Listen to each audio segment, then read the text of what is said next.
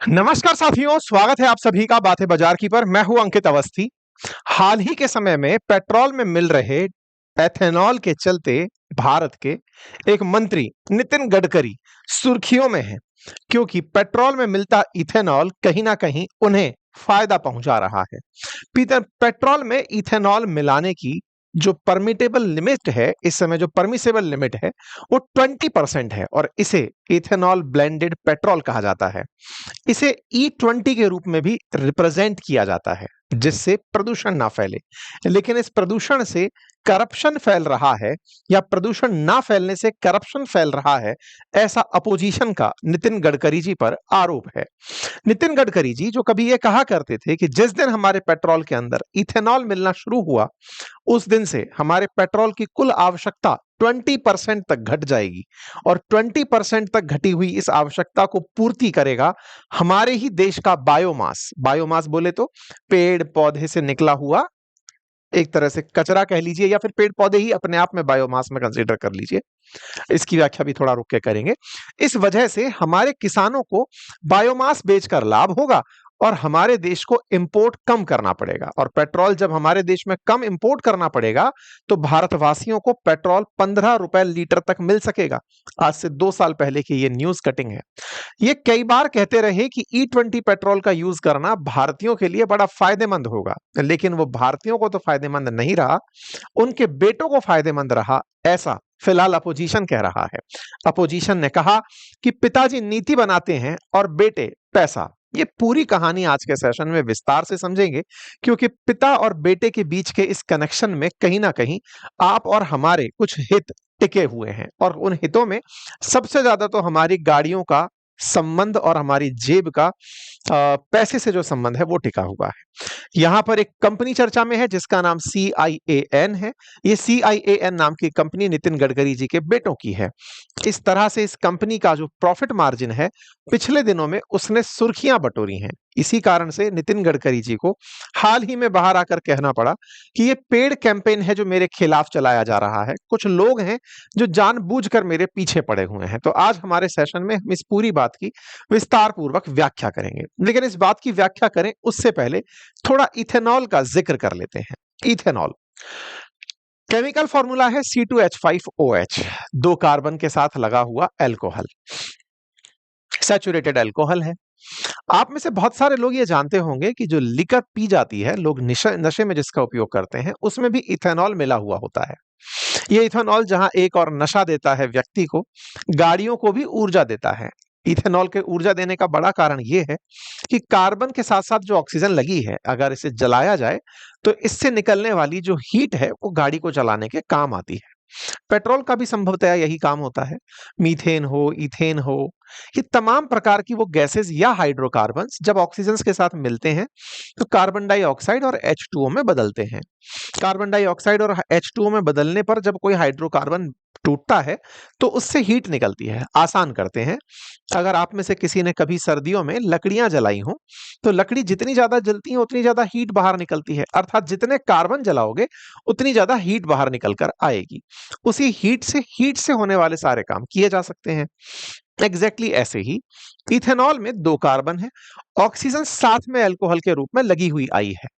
ऐसे में जब कार्बन जलाया जाएगा तो कार्बन डाइऑक्साइड के लिए जो ऑक्सीजन है वो साथ लेके घूम रहा है, साथ में, या फिर H2O के लिए जो ऑक्सीजन है वो थोड़ी बहुत तो साथ में लिए घूम ही रहा है। इससे कार्बन का जलना आसान हो जाता है, और कार्बन जब आसानी से जलती है तो पॉल्यूशन कार्बन डाइऑक्साइड के रूप में कम निकलता है, या फिर ये कहिए कि जो बिना जला कार्बन है वो कम रह जाता है। जैसे डीजल को जब जलाते हैं तो कहा जाता है कुछ कार्बन ऐसा है जो बिना जले रह जाता है, जिससे पॉल्यूशन बहुत बढ़ता है।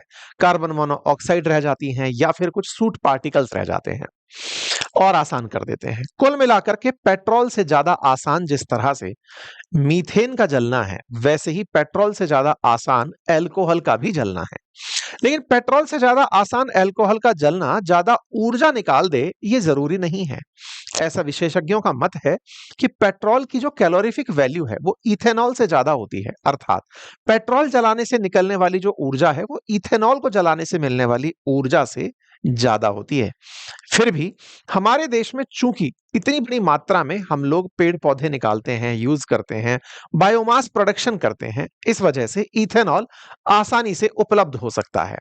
विज्ञान में पेट्रोल की एक खासियत है, या फिर मैं कहूं इथेनॉल की एक खासियत है कि वह वाटर मिसिबल होता है, अर्थात पानी में घुल सकता है। अब आप कहेंगे ये बात तो सब जानते हैं, दारू में पानी मिल जाता है।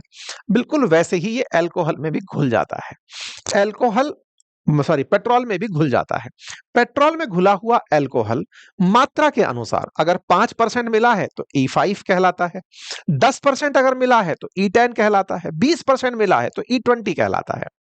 अब ये इथेनॉल बना कैसे, इस आधार पर इथेनॉल को जनरेशंस में बांट दिया जाता है। यदि इथेनॉल पहली जनरेशन में है, अर्थात वो चुकंदर, सड़े हुए आलू, मीठे ज्वार या गन्ने के रस से बना है, तो इसे फर्स्ट जनरेशन इथेनॉल कहा जाता है। अब आप पूछेंगे इनसे इथेनॉल कैसे बनेगा, तो फर्मेंटेशन से ये बनकर आता है। स्टार्च को अगर आप मतलब फर्मेंट करते हैं, स्टार्च और शुगर को किण्वन की प्रक्रिया से गुजारते हैं, तो इथेनॉल बनकर आता है। यदि यदि पेड़ पौधों की भूसे से, चावल की भूसी से, गेहूं की भूसी से, भुट्टे से, बांस से, वुड से, बायोमास से अगर इथेनॉल बनता है तो इसे सेकंड जनरेशन इथेनॉल कहा जाता है। और थर्ड जनरेशन बायोफ्यूल कहा जाता है यदि वो एल्गी से बनाया जाए, अर्थात जो शैवाल और कवक हैं जो समुद्र के अंदर मिल सकते हैं, अगर उनसे बनाया जाए तो उसे थर्ड जनरेशन कहा जाता है। कहानी कुछ इस प्रकार से है कि ये जो इथेनॉल है, इस इथेनॉल का बनना तो समझ में आया। ये इथेनॉल अगर फर्स्ट जनरेशन यानी गन्ने से, चकुंदर से, आलू से, ज्वार से इनको फर्मेंट करके बनाया गया, तो वो इथेनॉल हमारे पेट्रोल में मिलाकर हमारी गाड़ियों में भरा जा रहा है। हमारे देश में फिलहाल पेट्रोल पंप्स पर जो पेट्रोल मिल रहा है उसमें 20% इथेनॉल मिला हुआ है। अब आप पूछेंगे इससे फायदा क्या और नुकसान क्या। फायदे की अगर बात करें तो सरकार ने इसका फायदा यह गिनाया कि इथेनॉल के अंदर कार्बन पॉल्यूशन कम होता है। तो जहां कार्बन पॉल्यूशन कम होता है, देश को प्रदूषण रोकने में मदद मिलती है, जैसे सोलर पंप से मिलती है। चलो पहली बात समझ में आई। दूसरा फायदा गिनाया, इथेनॉल चूंकि हम खुद ही पैदा कर लेते हैं। कैसे पैदा कर लेते हैं, क्योंकि फसलें तो भारत उगाता है ना। अगर गेहूं, चुकंदर, आलू, ज्वार ये सब हम उगाते हैं, तो ऐसे में इनकी वजह से इथेनॉल बनाने के लिए कच्चा माल हमारे पास उपलब्ध है।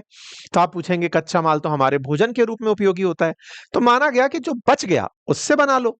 अगर सेकंड जनरेशन बनाना है तो सेकंड जनरेशन बना लो। गेहूं अगर सड़ रहा है तो उससे इथेनॉल बना लो। इन्होंने विकल्प दिया कि जो हमारे पास भोज्य पदार्थ उपयोग में नहीं आ रहे उनसे इथेनॉल बना लो।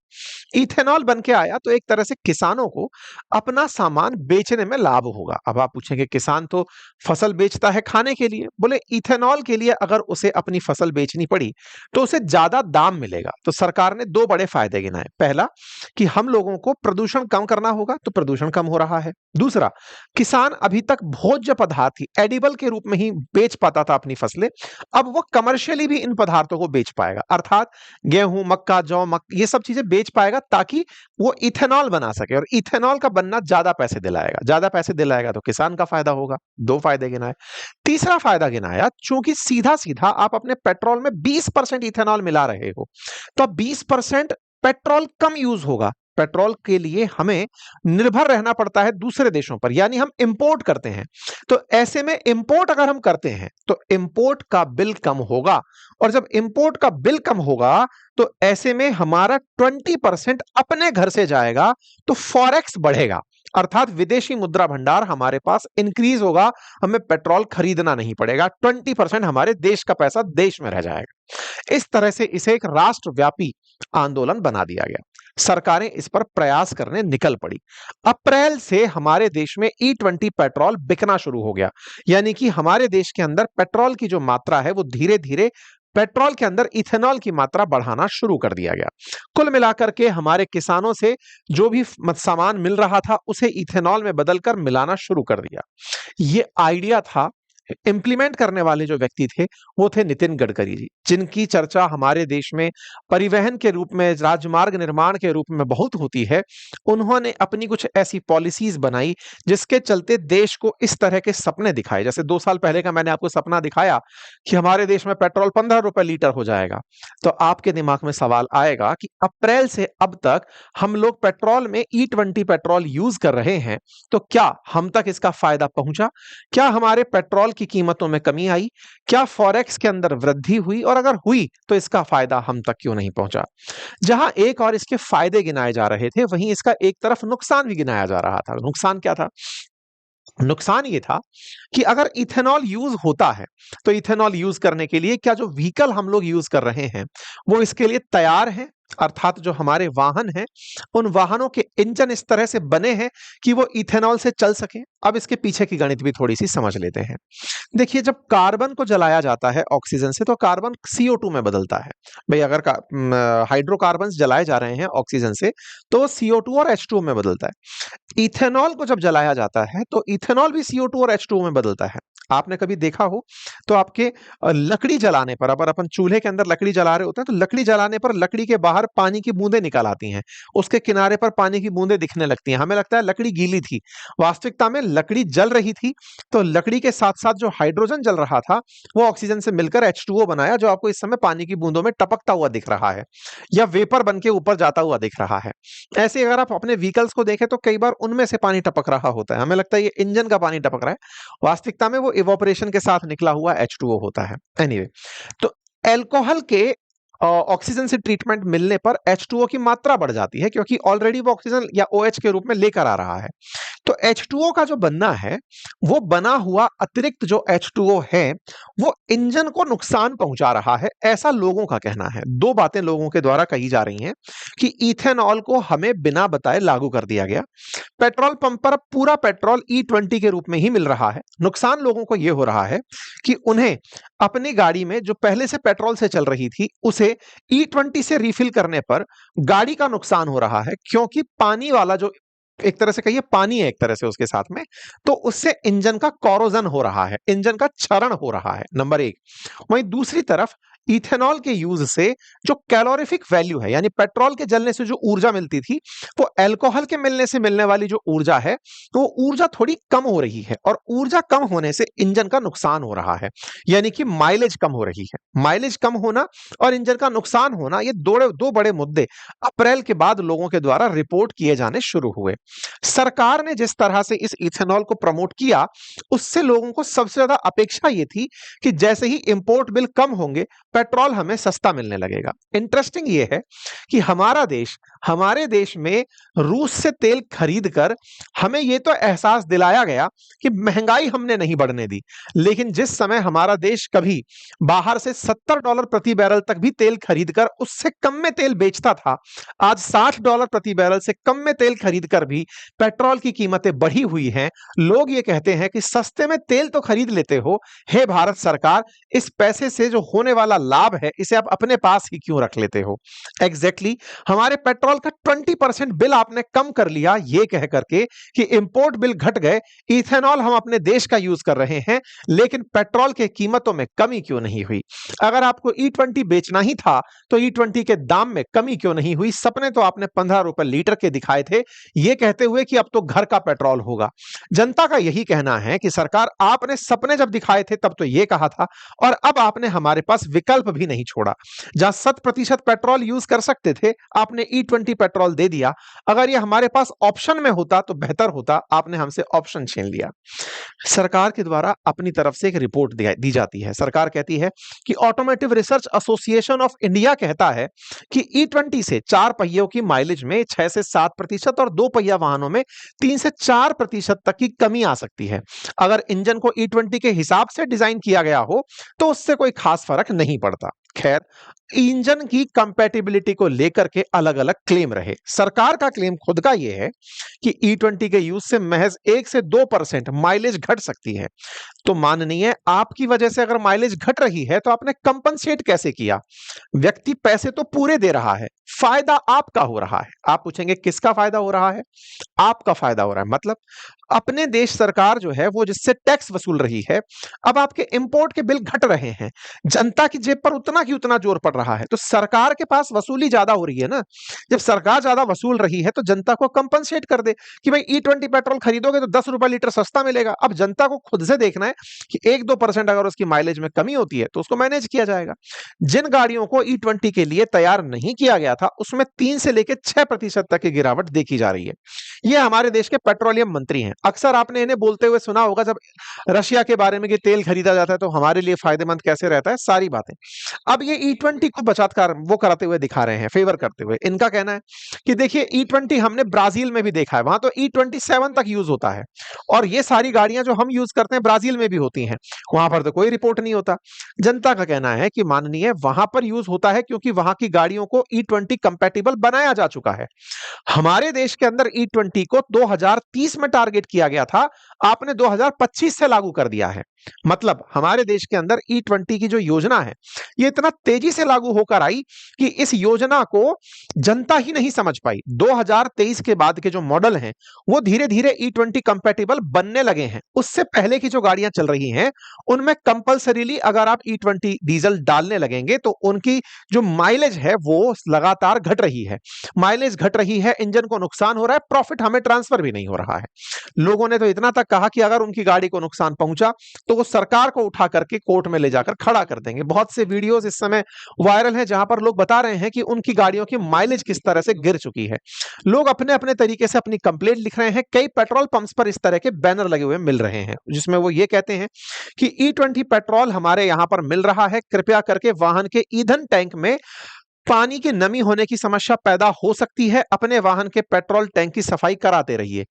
इस तरह से जब बातें बोली जाती हैं तो लोगों को थोड़ा और डर लगने लगता है। अच्छा, इंटरेस्टिंग बात क्या है, हमारी जो गाड़ियां होती हैं उन गाड़ियों के अंदर इंजन को अगर पानी के साथ ट्रीट कर दिया जाए तो इंजन सीज हो सकता है। अगर आपकी गाड़ी का इंश्योरेंस हो रखा है और इंजन सीज हो गया तो आपकी गाड़ी का क्लेम देंगे या नहीं इंश्योरेंस वाले, इस पर कई इंश्योरेंस कंपनियों के स्टेटमेंट इस समय वायरल हैं।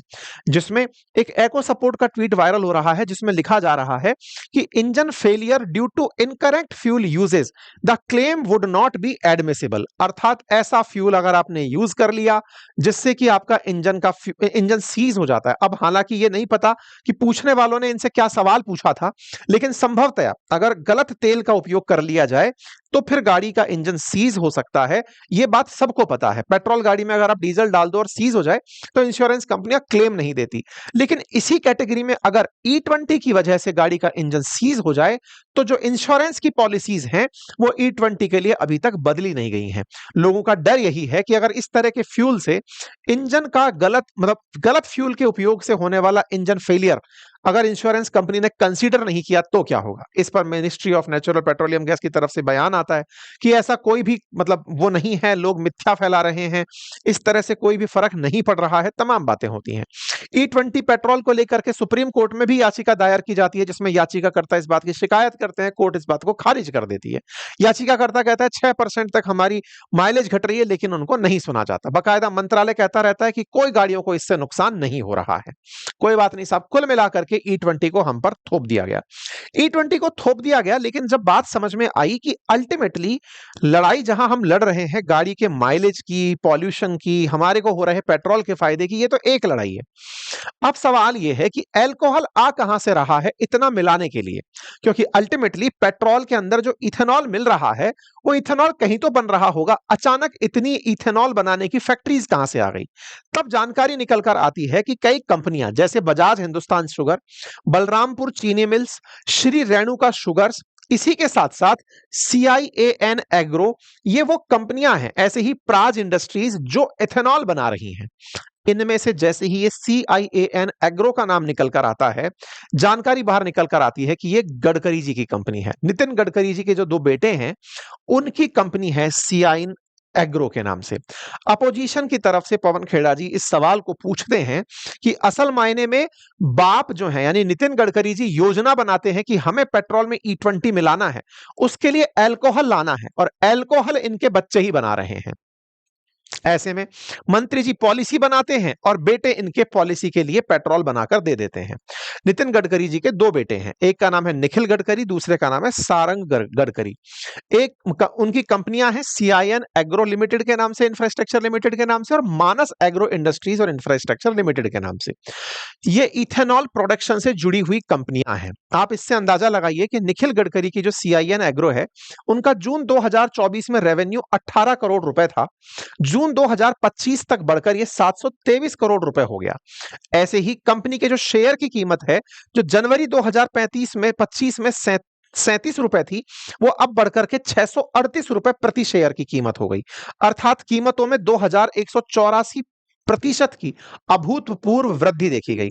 यह बात कांग्रेस ने अपनी तरफ से उठाई और कांग्रेस ने कहा कि नितिन गडकरी जी और निखिल गडकरी और सारंग गडकरी दोनों मोदी सरकार के मंत्री के बेटे हैं। दोनों की बेटे की कंपनियां, एक का नाम CIN एग्रो और दूसरे का नाम मानस एग्रो है। यानी सरकार में पिता बैठकर पॉलिसी और बेटा पैसे बना रहे हैं। इन्होंने ये सारे के सारे तथ्य यहां पर रखे। इस पर फिर सवाल यही पूछा गया कि भारत सरकार में कोई भी योजना समय से पूरी भले ही ना हुई हो, लेकिन यह समय से पहले पूरी हो गई। जो 2030 में लागू होने वाला था ये इथेनॉल पॉलिसी, वो फिलहाल में 2025 से लागू हो जाती है। अब इसकी क्या कहानी है वो मैं आपके सामने रखता हूं। पहले CIN एग्रो के बारे में जान लीजिए। CIN एग्रो जो है वो नितिन गडकरी जी की कंपनी है और ये मतलब इसका जो टर्नओवर है वो करोड़ों रुपए के अंदर है। ये इंटीग्रेटेड ग्रुप है, spices, edible oil, personal care, home care, इस तरह के प्रोडक्ट्स ये बनाती है। इनकी प्रॉपर वेबसाइट पर इस तरह के तमाम प्रोडक्ट्स दिखाए गए हैं, oil and spices and home care से जुड़े हुए प्रोडक्ट। लिस्टेड कंपनी है, तो इस तरीके से अगर आप देखें तो इसका पिछले 5 साल में शेयर की कीमतों में इजाफा जो है वो 3951% हुआ है। जहां कभी 2020 में 28 रुपए का शेयर हुआ करता था, आज वो शेयर 1142 रुपए का है। पिछले अगर एक साल के अंदर बात करें तो 773% इसने रिटर्न दिया है।